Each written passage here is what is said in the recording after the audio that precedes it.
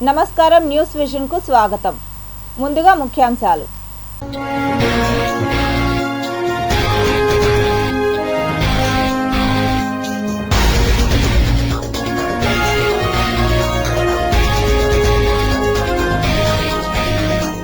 Temple బాంబుగా bomb cyclone, గజగజ వణుకుతున్న అగ్రరాజ్యం అమెరికా.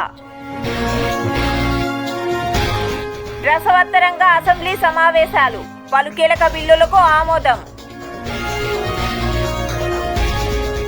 ఏపీ టూరిజంలో బయటపడ్డ భారీ స్కామ్, మాజీ మంత్రి ఆర్కే రోజా అరెస్టుకు రంగం సిద్ధం. తిరుమలలో అగ్ని ప్రమాదం, ప్రైవేట్ హోటల్స్ లో కొరవడిన భద్రత. తుమ్మలగుంట చెరువు సుందరీకరణకు 60 కోట్లు ఖర్చు, చెవిరెడ్డి భాస్కర్ రెడ్డి అక్రమాలపై అసెంబ్లీలో గళమెత్తిన చంద్రగిరి ఎమ్మెల్యే నాని.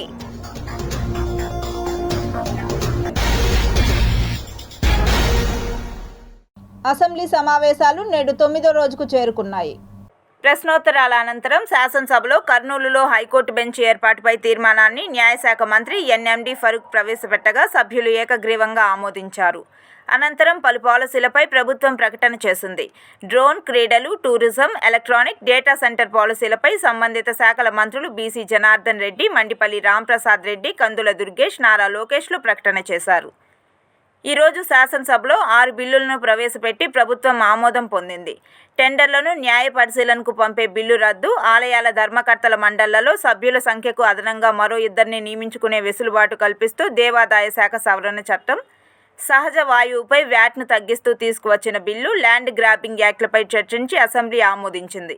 ఋషికొండలో టూరిజం భవనాలతో పాటు వరద సహాయక చర్యలపై స్వల్పకాలిక చర్చ చేపట్టారు. అధ్యక్ష, రాష్ట్ర విభజన తర్వాత 2014లో చంద్రబాబు నాయుడు గారి నాయకత్వంలో ఒకే రాష్ట్రం ఒకే రాజధాని కానీ అభివృద్ధి వికేంద్రీకరణ జరగాలి. రాజధాని ప్రకటించేటప్పుడు చాలా స్పష్టంగా ఐటీ మొత్తం విశాఖపట్నం తీసుకొస్తామని ఆనాడు ఆయన చెప్తాం జరిగింది. అధ్యక్ష చంద్రబాబు నాయుడు గారి చొరవ వల్ల ఈరోజు ప్రపంచంలో ఎక్కడికి వెళ్ళినా 20% మంది ఐటీ రంగంలో తెలుగులు ఉంటాం. నిజంగానే మనందరం గర్వపడాల్సిన అవసరం ఉంది అధ్యక్ష. కానీ వాళ్ళు మన రాష్ట్రంలో పనిచేసేదానికి సరైన ఎకో సిస్టమ్ లేకపోవడం అనేది చాలా చాలా బాధాకరం. 2014 నుంచి 2019 మధ్యన ఒకసారి మనం చూస్తే అధ్యక్ష సుమారుగా 150 కంపెనీలు 50,000 మందికి ఉద్యోగాలు కల్పించడం కూడా జరిగింది అధ్యక్ష. ఈ పరిశ్రమలని ఆనాడు తీసుకొచ్చాం. అంతేకాకుండా అనేక సందర్భాల్లో కాన్క్లేవ్స్ కూడా ఏర్పాటు చేసి వైజాగ్ను ఫోకస్ ఏరియాగా తీర్చిదిద్దడం జరిగింది. ముందు చూపుతో డేటా సెంటర్ పాలసీ ఆనాడు తీసుకొచ్చి అదానితో కూడా ఒప్పందం కుదుర్చుకుని వాళ్ళు కూడా ఆనాడు భూములు కేటాయిస్తాం జరిగింది, శంకుస్థాపన చేస్తాం జరిగింది. కానీ అది ఆగిపోతాం జరిగింది అధ్యక్ష. 2019 నుంచి 24 చూస్తే అధ్యక్ష ఎలాంటి యాక్షన్ లేదు, ఒక్క కాన్క్లేవ్ జరగలేదు, ఒక్క పరిశ్రమ రాలేదు అధ్యక్ష. ఒక మంత్రిని బాధాకరమైన పరిస్థితి ఏంటంటే ఆనాడు ఒక మంత్రిని అడిగారు అధ్యక్ష, ఆ రేస్ ఏదో హైదరాబాద్లో జరుగుతుంటే ఇది మీరు ఎప్పుడు తీసుకొస్తారు ఆంధ్ర రాష్ట్రానికంటే కోడి ఇంకా గుడ్డు పెట్టలేదు, లేదంటే గుడ్డు కోడి పెట్టలేదు ఏదో చెప్పాడు అధ్యక్ష. అది దేవుడి తెలియాలి ఏం చెప్పాడు. ఆ రోజు నుంచి ఆంధ్ర రాష్ట్రం అనేది ఎగతాళి చేశారు అధ్యక్ష. ఎక్కడికి వెళ్ళినా ఆంధ్ర రాష్ట్ర ఐటీ మంత్రి ఇలా ఉంటారా, ఇలా అవుతే పరిశ్రమలు ఎట్లా వస్తాయని కూడా వాళ్ళందరూ ఎగతాళి చేసే పరిస్థితి అధ్యక్ష. అంతేకాకుండా అధ్యక్ష నేను మంత్రి అయిన తర్వాత అనేక కంపెనీల్లో కలిస్తే గత ప్రభుత్వంలో ఉన్న వాళ్ళు చాలా స్పష్టంగా మన కంపెనీలో వాటాలు అడగడం జరిగింది అధ్యక్ష. వాటాలు అడిగారు అధ్యక్ష. దానివల్ల ఆ కంపెనీలన్నీ వెనక్కి వెళ్ళిపోయినాయి. అంటే ఐటీ కంపెనీల్లో కూడా వాటాలు అడిగే పరిస్థితి వీళ్ళు వచ్చారు అధ్యక్ష. ఏం చెప్పాలి అధ్యక్ష? 3 సార్లు ముఖ్యమంత్రిగా చేసి ఈ రోజున భారతదేశంలో తెలుగువారు భారతీయులు ఎక్కడున్నా సరే దాంట్లో దాదాపు సగం వంతు తెలుగువారే ఉండడానికి ముఖ్య కారకులు. నాలెడ్జ్ ఎకానమీ అనేది ప్రాతిపదిక చేసుకుని దాన్ని దేశమంతా విస్తరించిన ఒక విజనరీ, అలాంటి అనుభవం గల ఒక పాలసీ మేకర్. నాకు సంపూర్ణమైన విశ్వాసం ఉంది అధ్యక్ష. 150 రోజుల గౌరవ ముఖ్యమంత్రి గారి అనుభవంతో కూడిన ఈ పాలనలో నాకు సంపూర్ణమైన విశ్వాసం ఉంది అధ్యక్ష. ఆంధ్రప్రదేశ్ $1 ట్రిలియన్ ఎకానమీగా అతి త్వరలోనే ఈ 5 సంవత్సరాలు వెళ్తుందని మనసు సంపూర్ణ విశ్వాసం ఉంది. గత ప్రభుత్వం మనల్ని ఎకానమీని నిర్వీర్యం చేసింది, ఇబ్బంది పాలు చేసింది, అన్ని రంగాల్లోనూ రాష్ట్ర ప్రభుత్వాన్ని వెనక్కి తీసుకెళ్లిపోయింది. ఈ పరిస్థితుల్లో గౌరవ ముఖ్యమంత్రి గారి అనుభవం, మీ పారదర్శకత, మీ విజనరీ దృష్టి ఇవన్నీ కూడా మాకు ఈ $1 ట్రిలియన్ ఎకానమీ వైపు పరిగెడుతున్నాయి అన్న దాంట్లో ఏమాత్రం సందేహం లేదు అధ్యక్ష. అలాగే పంచాయత్ గౌరవ ముఖ్యమంత్రి గారి ఈ నాయకత్వంలో ఈ ప్యాడీ డ్యూస్ రైతులకు కావాల్సింది 1674 కోట్లు రిలీజ్ చేసి నిజంగా మీరు రైతాంగానికి మీరు ఎంత అండగా ఉంటారని మాటలతో కాదు చేతుల్లో చూపించారు అధ్యక్ష.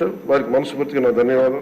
తిరుపతి రూరల్ మండలం తుమ్మలగుంట చెరువులో ఆక్రమణలపై అసెంబ్లీలో ప్రస్తావించారు చంద్రగిరి ఎమ్మెల్యే పులివర్తి నాని. తుమ్మలగుంట చెరువు అనేది తిరుపతి రూరల్ మండలం మేజర్ అధ్యక్ష. సుందరీకరణ పేరుతో గతంలో ఉన్నటువంటి ఎమ్మెల్యే అతని సొంత డబ్బులాగా తుడా నిధులు మళ్లించడం జరిగింది అధ్యక్ష. మన మినిస్టర్ గారు సార్ చెప్పిన విధంగా 39 కోట్లు కాదు అధ్యక్ష, సుమారు 60 కోట్లు దీనికి పెట్టారు అధ్యక్ష. ఈ 60 కోట్లు పెట్టిన దానికి డెవలప్మెంట్ మేము ఎక్కడ అడ్డు మాట్లాడలేదు అధ్యక్ష. ఒక తుమ్మలగుంట చెరువుకు ఉన్నటువంటి సరౌండింగ్ అన్ని చోట్ల అధ్యక్ష బిల్డింగ్లు ఎక్కువ ఉన్నాయి, కావాల్సినటువంటి తాగునీటి సౌకర్యం అక్కడ లేదు అధ్యక్ష. దీన్ని మూసిన దాని వల్ల ఈ రోజు తాగునీటికి చాలా ప్రాబ్లం ఉంది అధ్యక్ష. దానికి ఆయకట్టు సుమారు అధ్యక్ష, ఈ తుమ్మలగుంట చెరువుకి ఆయకట్టు సుమారు 118 ఎకరాలు వస్తుంది అధ్యక్ష. అదేవిధంగా దానికి ట్యాంక్ వచ్చి చెరువు వచ్చి 143 ఎకరాలు వస్తుంది అధ్యక్ష. ఈ రోజు దీన్ని క్లోజ్ చేసిన దానివల్ల అక్కడున్నటువంటి రైతులందరూ కూడా ఇబ్బంది పడుతున్నారు అధ్యక్ష. ఈ ఎన్జిటి రూల్స్ ప్రకారం, సుప్రీంకోర్టు గైడ్ లైన్స్ ప్రకారం ఎక్కడ గానీ చెరువులు ముయ్యకూడదు అధ్యక్ష. మంత్రి గారు, అదే సుప్రీంకోర్టు ఆర్డర్, ఎన్జిటి ఆర్డర్ ప్రకారం కొన్ని చేయకూడదు అవి చేశారు. దాని మీద యాక్షన్ తీసుకుంటానని సభ్యులు తెలియజేస్తున్నారు. తిరుమలను ప్రణాళికాబద్ధమైన మోడల్ టౌన్ గా తీర్చిదిద్దడమే లక్ష్యమని పేర్కొన్నారు టీటీడీ ఈవో శ్యామలరావు. తిరుమల క్షేత్రం అనేది ప్రపంచంలోనే అద్భుతమైన ఒక ధార్మిక క్షేత్రంగా ఉండాలి, ఒక ప్లాన్డ్ ప్రణాళికాబద్ధంగా డెవలప్ అవుతున్న ఒక క్షేత్రంగా ఉండాలనే ఉద్దేశంతో ఆయన ఇవన్నీ కూడా స్టడీ చేయమని చెప్పడం జరిగింది. వచ్చిన తర్వాత ఇక్కడ ఆ ప్లాన్ గురించి అడిగితే ఆ ప్లాన్ గురించి అన్ఫార్చునేట్లీ ఎవరికి తెలియదు. టీటీడీలో ఈ ప్లాన్ అనేది ఒకటి నోటిఫై చేయడం జరిగింది, 2019లోనే ఒక ప్లాన్ని నోటిఫై చేయడం జరిగింది. ఆ ప్లాన్ అనేది ఉందని కూడా ఎవరికి తెలియని పరిస్థితి ఉంది. నాకు అయితే ఇంజనీరింగ్ డిపార్ట్మెంట్ నుంచి 2019లో ఉన్న 1970 ప్లాన్ ఒకటి ఐఐటి వాళ్ళు తయారు చేసిన ప్లాన్ తీసుకొచ్చారు. ఏదైనా డెవలప్మెంట్ జరుగుతున్నప్పుడు ఒక ప్లాన్ ప్రకారం జరగడం లేదు. ఈవోనో లేదా చీఫ్ ఇంజనీరో లేకపోతే ఎవరో ఇక్కడ కట్టేద్దాం, ఏదో కడదాం అనుకున్నాం రెస్ట్ హౌస్, ఇది ఇక్కడ కట్టేద్దాం, లేదా ఈ రోడ్ వేసేద్దాం, ఇక్కడ క్యూ లైన్ కట్టేద్దాం అనే పరిస్థితి ఉంది తప్ప ఒక ప్రణాళిక ప్రకారం తిరుపతి అభివృద్ధి జరగడం లేదు. డెవలప్డ్ ఆర్ ప్లాన్డ్ సిటీ, ఒక ప్రణాళిక ప్రకారం అభివృద్ధి చెందుతున్న నగరం ఏదైనా ఉన్నా సరే దానికి ఒక అర్బన్ డిజైన్ గైడ్ లైన్స్ అని ఉంటాయి. తిరుమల క్షేత్రాన్ని ఒక ప్లాన్డ్ టౌన్ లాగా, ఒక ప్లాన్డ్ క్షేత్రం లాగా, ప్రపంచంలోనే అతి మంచి ఇన్ఫ్రాస్ట్రక్చర్ ఉన్న, మంచి ఫెసిలిటీస్ ఉన్న, ప్రజలకు ఇబ్బంది లేని, భక్తులకు ఇబ్బంది లేని ఒక సిటీ లాగా, ఒక మోడల్ టౌన్ లాగా ఉండాలనేది మా ఉద్దేశం. ఉద్యానవనాలను పరిశుభ్రంగా ఉంచాలని, నీటి సాంద్రత పరీక్షలు తప్పక నిర్వహించండి అధికారులను ఆదేశించారు నగరపాలక సంస్థ కమిషనర్ మౌర్య. తిరుపతి నగరంలో ప్రజలకు ఆహ్లాదాన్ని, ఆరోగ్యాన్ని అందిస్తున్న పార్కుల్లో పారిశుద్ధ్య పనులు మెరుగ్గా చేపట్టి పరిశుభ్రంగా ఉంచాలని నగరపాలక సంస్థ కమిషనర్ ఎన్ మౌర్య అధికారులను ఆదేశించారు. నగరంలోని వినాయక సాగర్లో పారిశుద్ధ్య పనులను, త్రాగునీటి సాంద్రత పరీక్షలను గురువారం ఇంజనీరింగ్, హెల్త్ అధికారులతో కలిసి కమిషనర్ తనిఖీ చేశారు. ఈ సందర్భంగా కమిషనర్ మాట్లాడుతూ వినాయక సాగర్లో నీటిపై పేరుకుపోయిన చెత్తను తొలగించాలని, అలాగే వాకింగ్ ట్రాక్ పరిసర ప్రాంతాల్లో ప్రతిరోజు చెత్త తొలగించాలని అధికారులను ఆదేశించారు. సచివాలయ కార్యదర్శులను నియమించి ప్రత్యేకంగా నిత్య పర్యవేక్షణ చేయించాలని ఇంజనీరింగ్ అధికారులను ఆదేశించారు. వాకర్స్ తెలిపిన సమస్యలను పరిష్కరిస్తామని అన్నారు. స్విమ్మింగ్ పూల్ నిర్మాణ పనులను పరిశీలించి త్వరగా పనులు చేయాలని అధికారులను ఆదేశించారు. అనంతరం ఆటోనగర్ తదితర ప్రాంతాల్లో నీటి సాంద్రత పరీక్షలను తనిఖీ చేశారు.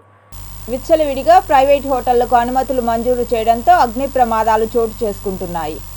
తిరుమల క్షేత్రంలో ఇష్టానుసారంగా ప్రైవేట్ హోటళ్లకు అధికారికంగా అనుమతులు పొంది భద్రతా ప్రమాణాలను గాలికొదిలేస్తున్నారు. ఫైర్ సేఫ్టీ అధికారులు సైతం తిరుమలలోని హోటళ్లను తనిఖీలు చేయకపోవడం, మామూళ్ల మత్తులో మునిగిపోయారని ఆరోపణలు కూడా లేకపోలేదు. తాజాగా తిరుమలలోని శ్రీ లక్ష్మీనారాయణ ఫాస్ట్ ఫుడ్స్ నందు గ్యాస్ సిలిండర్ లీక్ కావడంతో భారీ అగ్ని ప్రమాదం జరిగింది.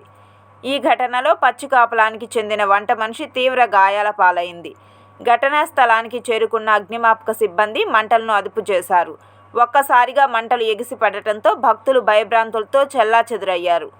తిరుమలలో ప్రతినిత్యం ఉన్నతాధికారులు భద్రతా ప్రమాణాలు పాటించాలని హెచ్చరిస్తున్నప్పటికీ దిగువ స్థాయి సిబ్బంది పెడచెవిన పెట్టడంతో సమస్య మరింత జటిలమవుతోంది.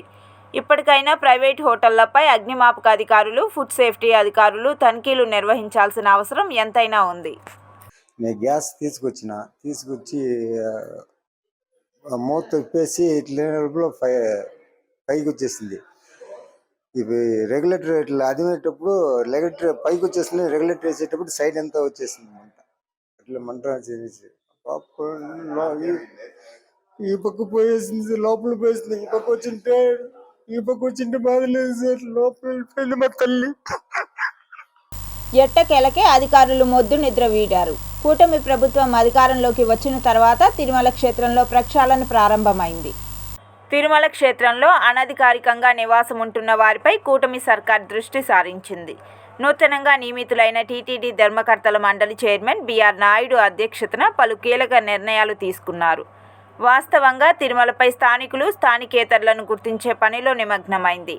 2002వ సంవత్సరంలో స్థానికులు నివాసం ఉండే బాలాజీ నగర్ నందు హౌస్ హోల్డ్ మ్యాపింగ్ నిర్వహించారు. దాదాపు 22 సంవత్సరాల అనంతరం మరోసారి సెట్టిపల్లి ఎంపీడీఓ ఆధ్వర్యంలో హౌస్ హోల్డ్ మ్యాపింగ్ చేపట్టారు. దీనివల్ల ఫర్దర్గా మనకి ఏదన్నా కానీ క్యాస్ట్ కానీ ఇన్కమ్ కానీ గత ప్రభుత్వంలో ఆల్రెడీ జియో ట్యాగింగ్ మ్యాపింగ్ చేస్తున్నారు. దీన్ని మళ్ళీ మేము దాన్ని హౌస్ హోల్డింగ్ వెరిఫై చేసుకుంటున్నాము, ఉన్నారా లేదా నివాసం ఇక్కడ తిరుమలలో అనేసి. ఇప్పుడు మళ్ళీ మేము హౌస్ టు హౌస్ చేయడం వల్ల వీళ్ళు ఎక్కడున్నారని తెలుస్తుంది. అండ్ దీన్ని బట్టి ఫర్దర్ అన్ని జియో ట్యాగింగ్కి హెల్ప్ఫుల్ అవుతుంది. అందులో ఇప్పుడు మేము వెళ్తున్నాం కాబట్టి వీళ్ళు ఎంతమంది ఉన్నారు, ఎంతమంది లేరు అనేసి కూడా మేము నోట్ చేసుకొని ఫర్దర్ వీళ్ళు మైగ్రేట్ చేయడమా, వాళ్ళని సంప్రదించి వాళ్ళు ఎక్కడున్నారో అక్కడ మ్యాప్ చేసుకోమని చెప్పి ఇది ఒక ప్రక్రియలాగా చేస్తున్నాము. 2200 మ్యాపింగ్ చేశాను సార్. అప్పుడు మాకు రేషన్ కార్డు లేదు. అప్పటి నుంచి ఇప్పుడు దాకా ఇప్పుడు మన ప్రభుత్వం వచ్చింది కాబట్టి మన ఎమ్మెల్యే సార్ మాకు ఫోన్లో పెట్టాడు, పేపర్ చూసినాము, టీవీలో చూసినాము, మాకు సంతోషకరమైంది. కాబట్టి మాకు రేషన్ కార్డు కావాలా. చంద్రబాబు కుటుంబంపై వైఎస్ఆర్సీపీ విమర్శలు తగవని శాప్ చైర్మన్ రవినాయుడు పేర్కొన్నారు. జగన్మోహన్ రెడ్డిలో ప్రజలు చూసేశారు, దండం పెట్టి ఆయన పక్కన పెట్టేశారు. పక్కన పెట్టినా కూడా ఆయన బుద్ధి మారలా. కుక్క తోక వంకరలాగా నిరంతరం పదే అబద్ధాలు చెప్తూ ఏది పడితే అది మాట్లాడుతున్నారు, జనం వింటున్నారు కదా అనేసి. ఈ 5 నెలల్లో నువ్వు నిజంగా ప్రతిపక్ష నాయకుడిగా నువ్వు ఉండాలనుకుంటే ప్రతిపక్ష నాయకుడు పాత్ర ఏంటి? ప్రజల పక్షాన్ని నిలబడే వాళ్ళు ప్రతిపక్ష నాయకుడు అవుతారు. నువ్వు ప్రజల పక్షాన్ని ఎప్పుడు నిలబడ్డావు? నీకు ప్రతిపక్ష పాత్ర నువ్వు ఎప్పుడు పోషించావు? ఎప్పుడు విమర్శలు, దూషించడాలు, తిట్టడాలు, హత్యా రాజకీయాలు తప్ప నువ్వు ఎప్పుడు ఏం చేసావని నిన్న మాట్లాడుతూ చాలా ఘోరాతి ఘోరంగా చంద్రబాబు నాయుడు గారు తల్లిదండ్రుల మీద ఆయన ఏదో చూసుకోలేదని, ఆయన పట్టించుకోలేదని, అన్నం పెట్టలేదని ఏదంటే అది మాట్లాడతారు. అసలు జగన్మోహన్ రెడ్డి నీ వయసు ఎంత? చంద్రబాబు నాయుడు గారి వయసు ఎంత? సీఎం నారా చంద్రబాబు నాయుడును విమర్శిస్తే సహించబోయేది లేదని ఎంఆర్పల్లి మాజీ సర్పంచ్, టీడీపీ నాయకురాలు మమత వైకాపా నాయకులను హెచ్చరించారు. ఒక ముఖ్యమంత్రి స్థాయిలో పనిచేసిన వ్యక్తి ఇంత దిగజారుడు రాజకీయాలకు పాల్పడతారా అనేది చాలా ఆశ్చర్యంగా ఉంది. జగన్మోహన్ రెడ్డి గారి ప్రత్యక్ష నిదర్శనం దీనికి. అనుకున్న దానికంటే చాలా తక్కువ సీట్లతో ఓడిపోయామనే బాధతో, అక్కసుతో లేనిపోని మాటలు మాట్లాడుతున్నారు. నాలుగు ఎట్లొస్తే ఆ విధంగా అది ఆయన కంట్రోల్ చేసుకుంటే మంచిది. ఎందుకంటే చంద్రబాబు నాయుడు గారి వెనక కోట్లాది మంది ఉన్నారు ఆంధ్ర వాళ్ళు, అదేవిధంగా లక్షలాది మంది కార్యకర్తలు ఉన్నారు. ప్రజలు ప్రతి ఒక్కరు పరిశీలిస్తున్నారు, గమనిస్తున్నారు ఎవరిది ఒప్పు ఎవరిది తప్పు అని. ముఖ్యంగా వ్యక్తిగత విషయాల గురించి జగన్మోహన్ రెడ్డి గారు మాట్లాడటం చాలా పొరపాటని మనందరికీ తెలిసిన విషయమే. తల్లిదండ్రులను ఆయన పట్టించుకున్నారా, తలకొరివి పెట్టారా అని అడిగారు. ఒక ముఖ్యమైన విషయం అంటే ప్రజలకందరికీ తెలుసు, హిందూ కుటుంబం వాళ్ళది. హిందూ సనాతన ధర్మం ఆచారాల ప్రకారం ఏ విధంగా పెద్దవారికి కర్మక్రియలు జరపాలో అదే పందాలో సజావుగా వాళ్ళ కర్మక్రియలు జరిగినాయి. దాన్ని వేరెత్తి చూపించే అర్హత ఈయనకి లేదు. పూర్తిగా అది వాళ్ళ వ్యక్తిగత కుటుంబ సంబంధించిన విషయం. దుగరాజపట్నం పోర్టు, మన్నవరం కోచ్ ఫ్యాక్టరీలను కేంద్ర రాష్ట్ర ప్రభుత్వాలు ప్రారంభించాలని మాజీ ఎంపీ చింతామోహన్ డిమాండ్ చేశారు. కాదని చెప్పగలడా చంద్రబాబు నాయుడు? 7,800 మంది నిరుపేద మహిళలకు ఇల్లు తెచ్చాం. నువ్వు ఆపింది నీ ప్రభుత్వమే కదా. 292 కోట్ల రూపాయలు మన్మోహన్ సింగ్ సంతకం పెట్టించాడు. మాట అదే చివరి సంతకం పాపం ప్రధానమంత్రిగా. మరి ఎలక్షన్ కమిషన్ వాళ్ళు మరి కోడ్ వచ్చినా కూడా వెనక తేదేసి ఇచ్చాడు. ఎందుకు ఆపేవయ్యా 7,800 మంది నిరుపేద మహిళలకి? ఇవి చంద్రబాబు నాయుడు ఈ గాడి తప్పిన పరిపాలన అంటూ నిన్న చెప్పాడు కాబట్టి ఈరోజు గాడిలోకి తీసుకురావయ్యా. నేను నిన్ను ఎక్కువ విమర్శించదలుచుకోవాలా, కానీ చెప్పక తప్పదు. ఇవన్నీ మా కడుపులో మంట ఇదంతా. నువ్వు తిరుపతి రాజధాని ఏం చేయమంటే ఆర్ బ్రహ్మం గారు ఎప్పుడో చెప్పిందని నేనంటే నా పైన ఓ అబ్బో ఎంత ఒత్తిళ్ళో.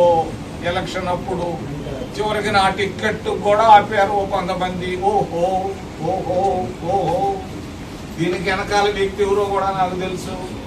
తిరుపతి స్థానికులకు ప్రతి నెల మొదటి మంగళవారం తిరుమల శ్రీవారి దర్శన భాగ్యం కల్పించడం పట్ల జనసేన పార్టీ నాయకులు అలిపిరి శ్రీవారి పాదాల మండపం వద్ద టెంకాయలు కొట్టి ఆంధ్రప్రదేశ్ రాష్ట్ర ముఖ్యమంత్రి నారా చంద్రబాబు నాయుడు, ఉప ముఖ్యమంత్రి పవన్ కళ్యాణ్కు కృతజ్ఞతలు తెలిపారు.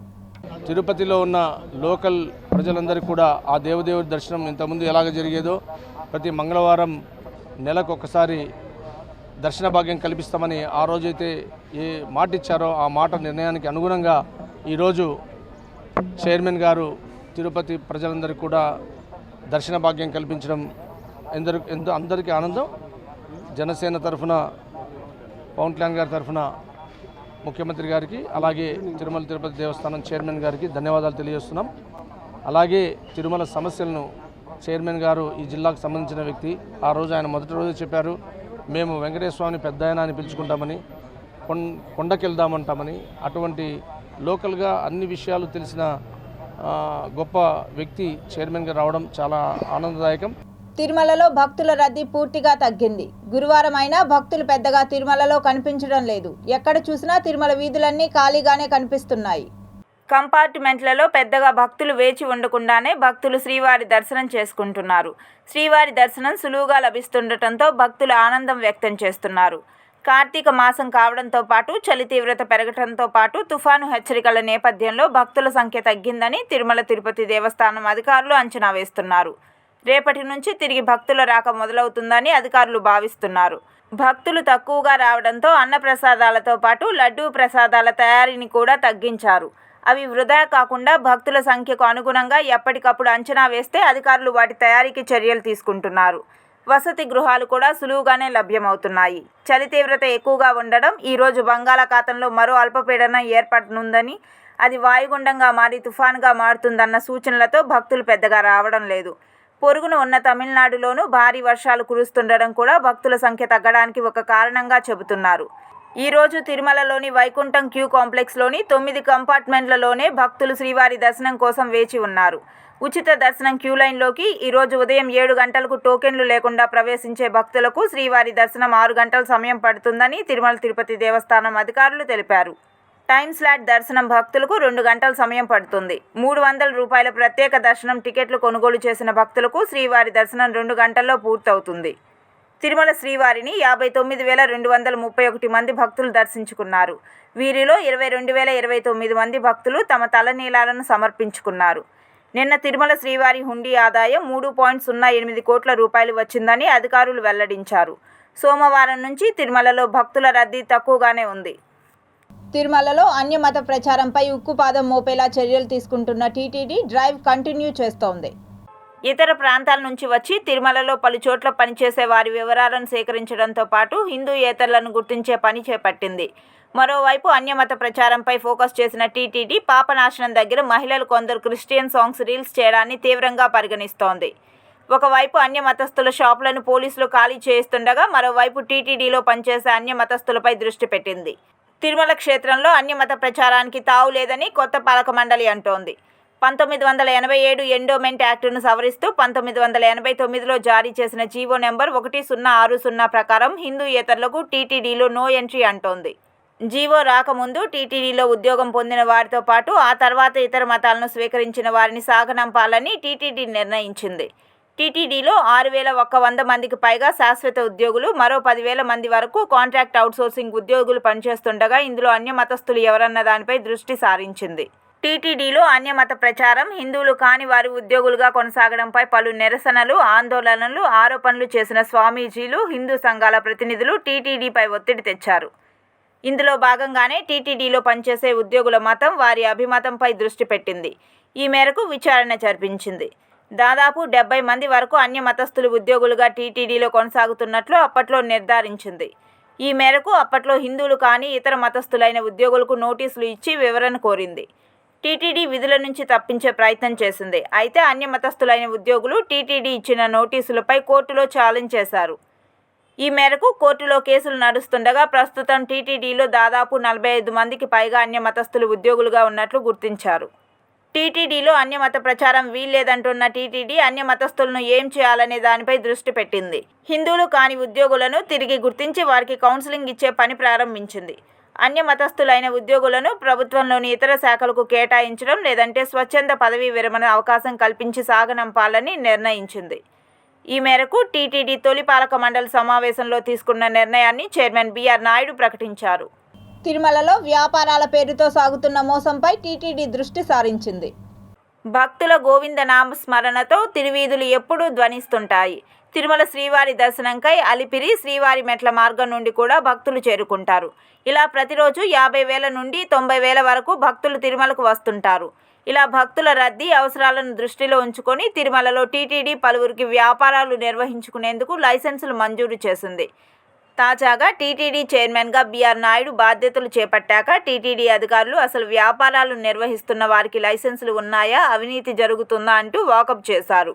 ఇక్కడే అధికారులకు షాకింగ్ నిజాలు తెలిసాయి. టీటీడీ ఈవో శ్యామలరావు ఆదేశాల మేరకు అడిషనల్ ఈవో వెంకయ్య చౌదరి ఇటీవల తిరుమలలో ఆకస్మిక తనిఖీలు నిర్వహించారు.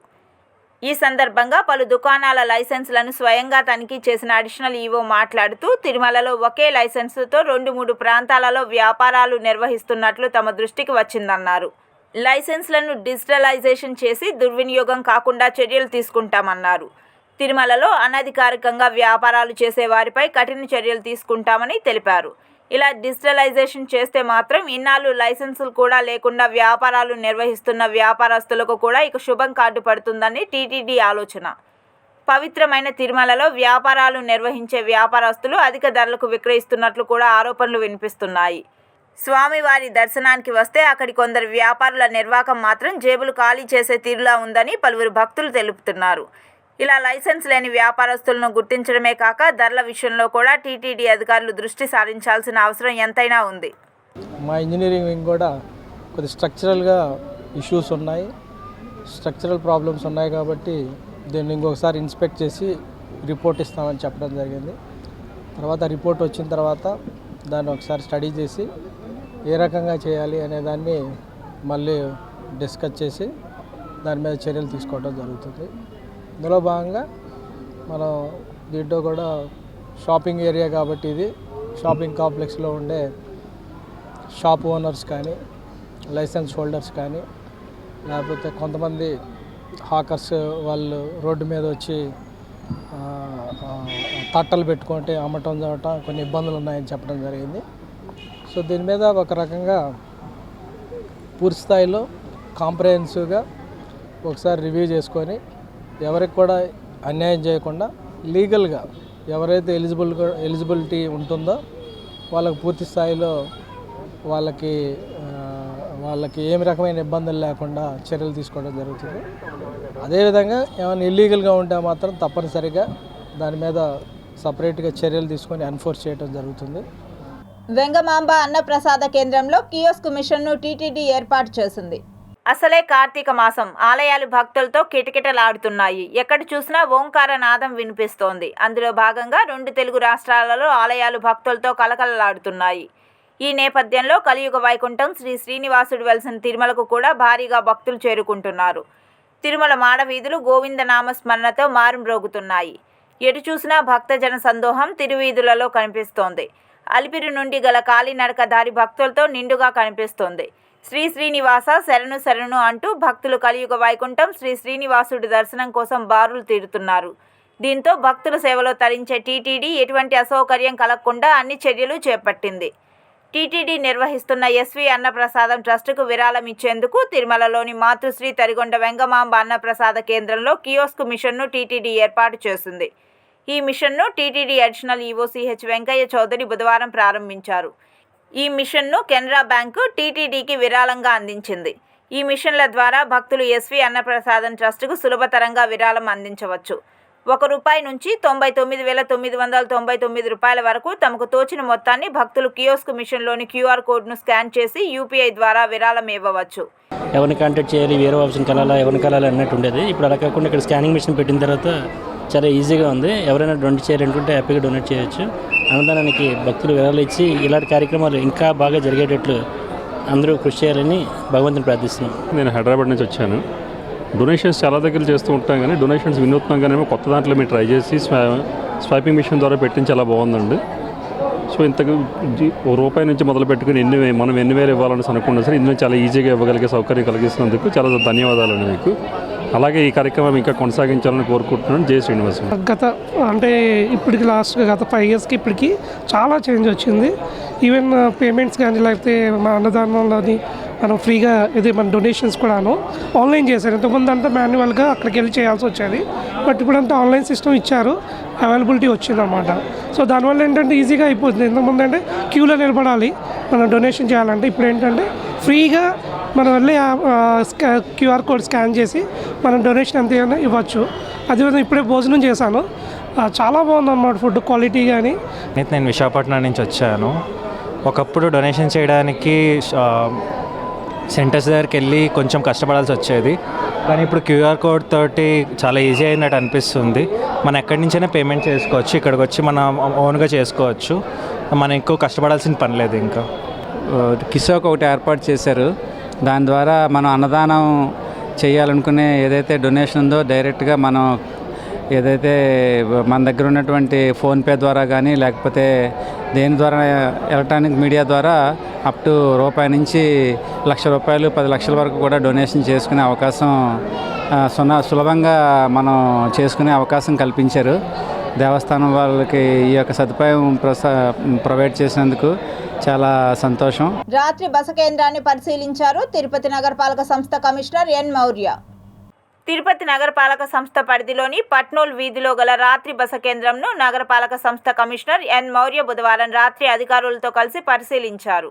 ఈ కేంద్రంలో కల్పిస్తున్న మౌలిక వస్తువులను సిబ్బందిని అడిగి తెలుసుకున్నారు. అక్కడే ఉన్న పలువురిని పలకరించి ఎక్కడి నుంచి వచ్చారు, వస్తీ కేంద్రంలో అందుతున్న సౌకర్యాలపై ఆరా తీశారు. కేంద్రంలో బస చేస్తున్న వారికి అందించే భోజనాన్ని కమిషనర్ రుచి చూసి సంతృప్తి వ్యక్తం చేశారు. ఈ కమిషనర్ మాట్లాడుతూ కేంద్రంలో నాణ్యమైన భోజన వసతి, వైద్య సదుపాయాలు బాగా ఉండేలా చూడాలన్నారు. అలాగే మరుగుదొడ్లు పరిశుభ్రంగా ఉంచాలన్నారు. మంచాలు, బెడ్లు శుభ్రంగా ఉండేలా చూడాలన్నారు. ఇక్కడ బస చేస్తున్న వారికి ఎటువంటి జబ్బులు రాకుండా తగు జాగ్రత్తలు తీసుకోవాలని నిర్వాహకులను ఆదేశించారు. కమిషనర్ వెంట deputy commissioner Amaraiah, municipal engineer Gomathi, MEPMA CMM Krishnaveni, hope సంస్థ ప్రతినిధి కవిత తదితరులు ఉన్నారు. మేడం ఫుడ్ వచ్చి చూశారు, ఫుడ్ ఎలాగుంది, అన్నం ఎలాగుంది, ఎలా పెడుతున్నారు, మీరు ఏమేమి పెడుతున్నారు అని చూశారు. ఆ మెనూలో నిన్న అన్నీ పెట్టాం, చూశారు, బాగుంది, ఇంకా బాగా చేయాలనేసి మాకు ఒక మోటివేషన్ ద్వారా మేడం ద్వారా తెలియజేశారు. అలాగే డిప్యూటీ కమిషనరు, టీఎంసీ మేడం గారు అందరూ వచ్చి పరిశీలించారు. మత్స్యకారులను వెనుకబడిన కులాల జాబితాలో చేర్చాలని తిరుపతి జిల్లా మత్స్యకార సంఘం అధ్యక్షులు ఆదిమూలం గిరిబాబు డిమాండ్ చేశారు. ప్రపంచ మత్స్యకారుల దినోత్సవంను పురస్కరించుకొని అన్నమయ్య కూడలి నుండి ఎంఆర్ఓ కార్యాలయం వరకు ర్యాలీ నిర్వహించి తిరుపతి అర్బన్ ఎంఆర్ఓకు వినతి పత్రాన్ని అందజేశారు. 2014లో చంద్రబాబు నాయుడు గారు పాలించారు. అప్పుడు నుంచి మేము ఎస్టీ జాబితాలో చేర్చాలని మేము ఆయనకి వినతి పత్రాలు ఇచ్చి చేశాము. మళ్ళీ గత ప్రభుత్వం 2019లో జగన్మోహన్ రెడ్డి గారు వచ్చారు. ఆయన వచ్చినా కూడా మాకు ఎటువంటి న్యాయం జరగలేదు. ఇప్పుడు మళ్ళీ చంద్రబాబు నాయుడు గారు మళ్ళీ ముఖ్యమంత్రి వర్యులు మా నారా చంద్రబాబు నాయుడు గారు ఈరోజు మళ్ళీ టీడీపీ ప్రభుత్వం రావడం కారణం మాకు ఎంతో విశేషంగా మారింది. ఈరోజు ఆయన మాకు తగిన న్యాయం చేస్తాడని మేమందరం కోరుకుంటూ ఈరోజు మా తిరుపతి అర్బన్ ఎంఆర్ఓ గారు శ్రీ భాగ్యలక్ష్మి గారు మేడం గారికి మేము వినతి పత్రం ఇవ్వడం జరిగింది.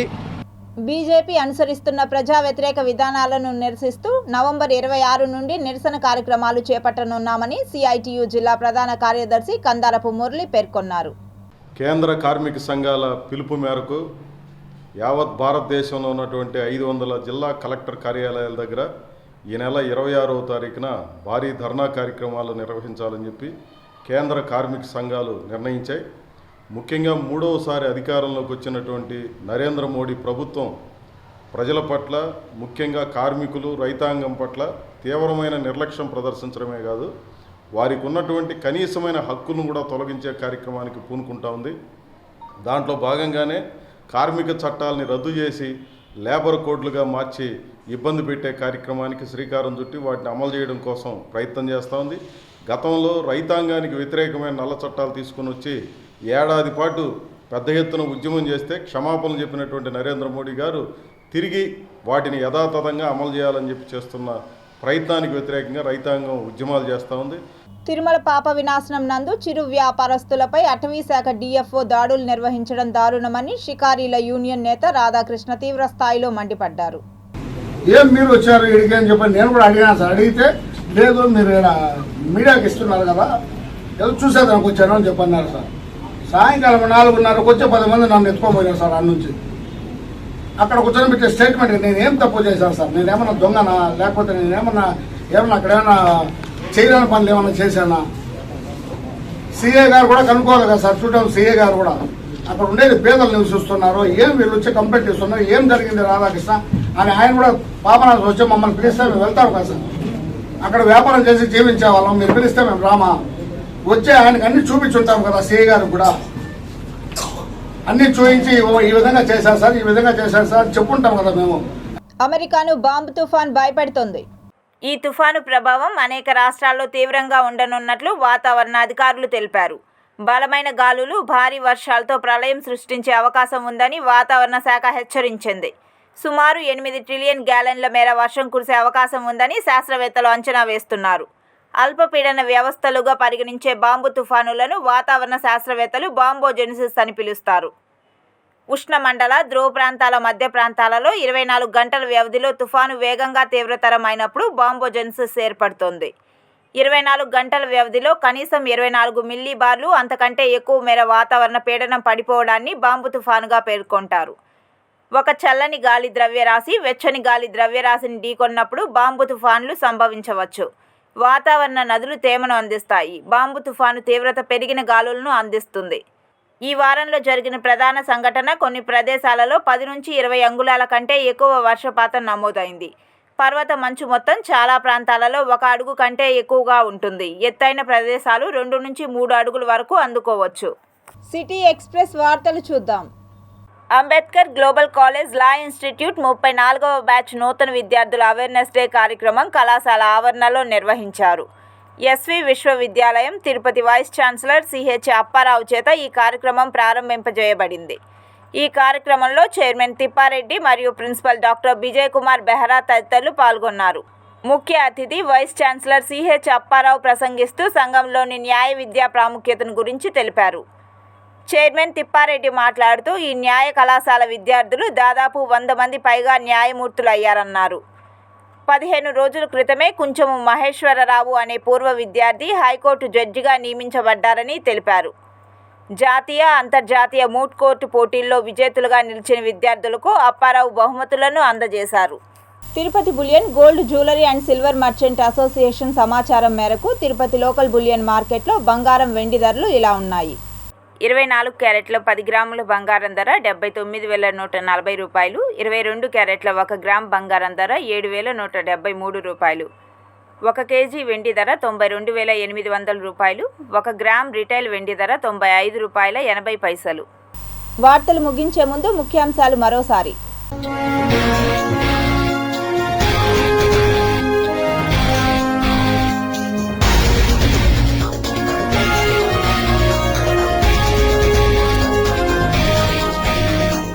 టెంపుల్ బాంబుగా బాంబ్ సైక్లోన్, గజగజ వణుకుతున్న అగ్రరాజ్యం అమెరికా.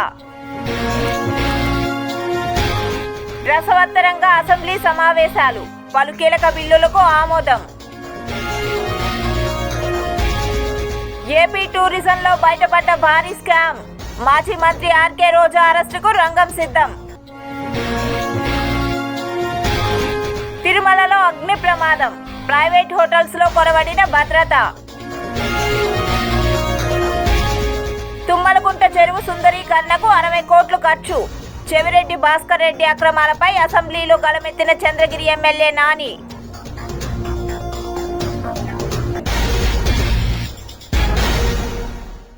ఈ వార్తలు ఇంతటితో సమాప్తం. సమగ్ర సమాచారంతో న్యూస్ విషన్లో మళ్ళీ కలుద్దాం. అంతవరకు సెలవు. నమస్కారం.